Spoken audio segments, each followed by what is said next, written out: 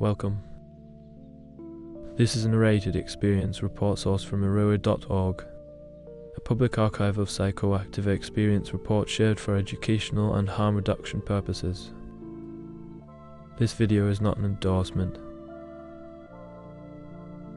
not medical advice, and does not encourage illegal activity. Listener discretion is advised. Beautiful waking dreams and epic nightmares. This experience was submitted under the username Hunter-Gatherer. Reported age 20. Reported gender male. The substances involved in this experience include cannabis, Datura. What follows is the original experience, with minimal edits for clarity. I personally have had much success with Datura.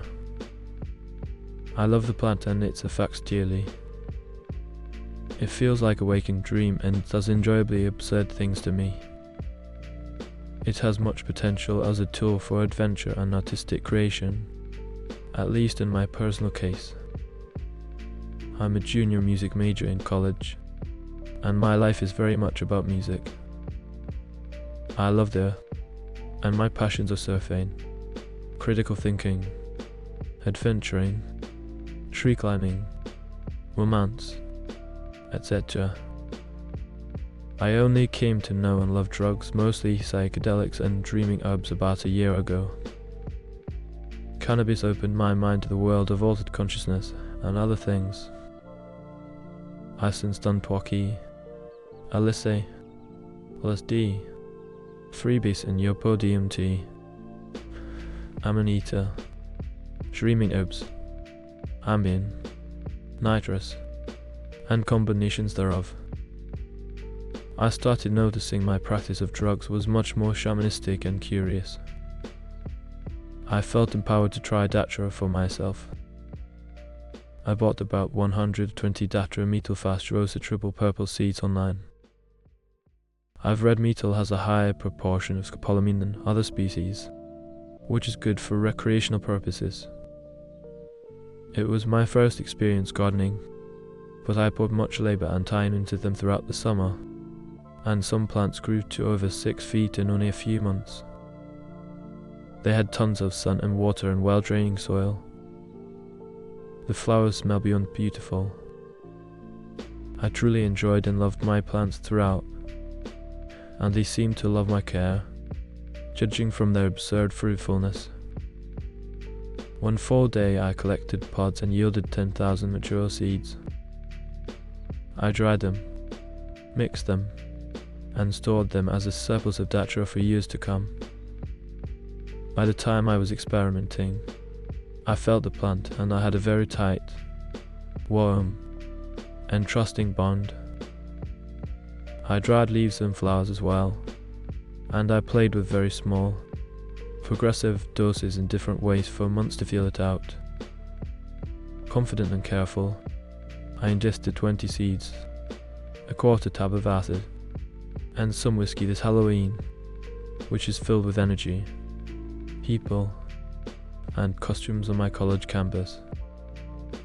Other than epic dry mouth, I had the time of my life, dressed as Tarzan and having countless glowing interactions. So much love, but far from delirious. A month later was a day.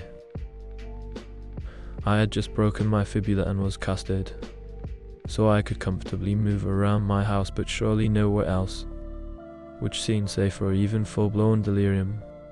My intention. Away from my usual seed hoard, I pulled a not quite mature fruit from my plants. I had a light dinner at about 9 p.m. and went to my room, which I share with my younger brother, Daniel. Thinking he'd sleep on the couch that night, I started to eat the white seeds in increments of 20 at about 10 p.m. I would gauge I felt every 10 minutes, 15 minutes mostly by thirst, and then eat another 20, until I'd had 120 by before 11 p.m. and felt I'd hit the perfect dose. I started out playing video games, very uncommon with Daniel, while waiting for him to go upstairs to sleep. At about 11 p.m. he told me he was sleeping there and I told him I was about to be Datura. He said whatever. While Hanning, I would say things to him he didn't understand, or go on tangents about nonsense, but in clear speech. He didn't understand how gone I was and kept being like, seriously, what are you talking about? I eventually started talking to imagined persons and friends and incorporating my brother into the conversation, which truly baffled him. Yet I just thought, well, Dano must be confused because he tuned out and not that I'd done anything strange. He went to sleep soon, and I was feeling pretty out of it. Walking on crutches felt very drunk, and space and time felt funny. The atmosphere just feels weird, and the thirst is outrageous. But I'd felt all this before and experimenting. Every object and view starts to be very intriguing and speaks something, but I can't decipher what, and it's totally okay and super enjoyable in my stupor. Things don't move, but still get animated, and there's a stagnant yet buzzing energy to everything which fills me with a childish curiosity. After video games, some moving around, and some water, I decided to play bass guitar. After a few full starts, I recorded an unbroken stream of 45 minutes, some of the most beautiful I've ever produced on any instrument. It was absolutely emotional and enveloping playing it, and I love the recording still. The state opens up creative possibilities in a beautiful, truthful, hyper-focused way that seems almost opposite what I'd expect from Delirium. The sounds and ideas come from somewhere else, and I did many things I'd never done before on that instrument. After letting the final note ring, I slowly drank lots of water and moved around. Coming back from the bathroom, I caught a glimpse in the mirror. My reflection looked normal, but felt humorous and dark, very dead and very alive at once. I can't remember what I did next. I think I laid in bed and listened to music for a bit. My thoughts were strange and scrambled, and I knew I had done Datura and was weighing its effects. My body started to feel very strange, neither enjoyable nor bad. I was too awake to sleep. Regardless, I had some visions/dreams/conversations in my mind with myself and others. The setting would change, and I'd be with close friends in a dorm room, in the woods, wherever, and friends would come and go. When they appeared, I wouldn't even say hello. I'd just be glad to see them and get straight into conversation. When they disappear, it was totally fine. No worries. I woke Daniel up multiple times, but he sleep talks, so we just mumbled at each other before he passed back out. Never questioning this, I eventually got up and went outside for a bit. Walking was a bit easier. The night was nice, and I felt soberish, but was it? I sang to myself in the night for a bit before peeing and heading inside. The dark hallway was weird upon returning. My house felt mysterious and like it was watching me. I went upstairs for food, with my mother asleep on the couch near the kitchen. If she'd been awake and spoken to me, I'd have been fucked, but it was alright, and I soon went back downstairs. I'm not sure when these next 3 events happened. After the bathroom, I saw my reflection again, but I didn't recognize it. I took interest in the man in the mirror and talked to him. I thought we were connecting, but it soon seemed he was mocking me. I talked for a long while before I realized it was a mirror. I recognized it as a mirror because of its location in my room, not my reflection. I simply found it curious, not frightening at all, and returned to whatever. Second event. One specific dream I had involved a friend appearing in my consciousness. She was hiding behind things jokingly and laughing, and I thought it was quite a fun game. I would laugh and say, "I see you. Silly." Then such. She soon started hiding behind things in my actual room and other places into which we walked, and the game continued until Daniel butted in. She disappeared, and I just figured she'd won hide and seek, and I was happy for her. Third event. I was on the floor and my older brother, Nathan, was suddenly in Daniel's bed, trying to sleep there. Daniel was hiding behind a shelf in the room, and I was once again cheerfully like, "You can't hide. Silly." I would talk to this shelf Daniel until actual Daniel angrily and drowsily spoke from his bed, but I just perceived that person to be Nathan. And Nathan, "Get out of Daniel's bed, dummy. Why are you trying to sleep here?" I received a response of a "what the fuck. Nathan's not even in here." I didn't believe, and I would talk to Shelf Daniel about how weird Nathan was acting. Deciding to lay down and sleep. Weird shit. Visuals. And a trippy pressure happened in my brain, both physically and with my cognitive processes. It's an awesome headspace to be in. There's also some passionate, positive sexual energy, but not the kind to physically act on. The visuals can be enjoyably dark and obscure, and sometimes very clear. I vaped a little weed, but didn't recognize any shift in perception. I fell asleep eventually, and the scariest thing ever happened to me. My dad came in the room while I was asleep and was yelling for me to get up because he knew my secret and I was in deep shit. My dad's never mad, but he was outraged, and I knew that the room smelled somewhat of weed. I felt horror as I realized my parents would know I do drugs and I was absolutely fucked. I felt helpless, ashamed, and terrified. My dad eventually slammed the door and stormed off, and I knew Daniel was quietly there for all of it. The next day there was no hangover in the traditional sense. I woke up and my first thoughts were that was so amazing and went so well, and now I'm done tripping.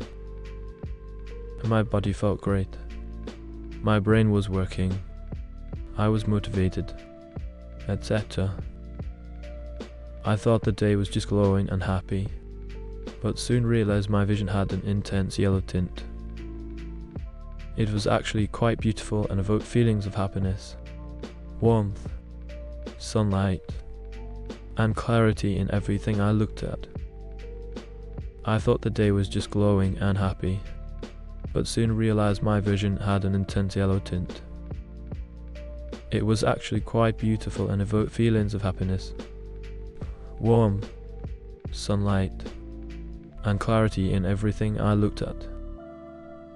My vision felt particularly sharp at first.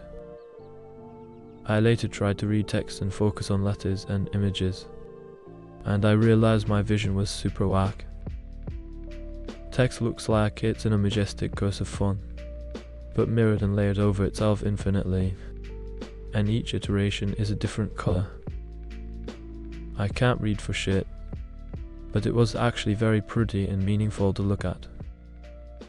Some objects were pretty blurry, and my eyes were slightly dilated. I particularly loved looking at my bass strings, which looked like a red, green, and blue string for each one, creating a massive blur yet defined string, both vibrating and very fixed at once. I had a conversation with Daniel at 11 am, in which I was worried it was super late and I had lost track of time. I understood it was 11 something, but I was super confused about everything he was saying, and he was confused by my responses until he said a Jude. It's 11 am.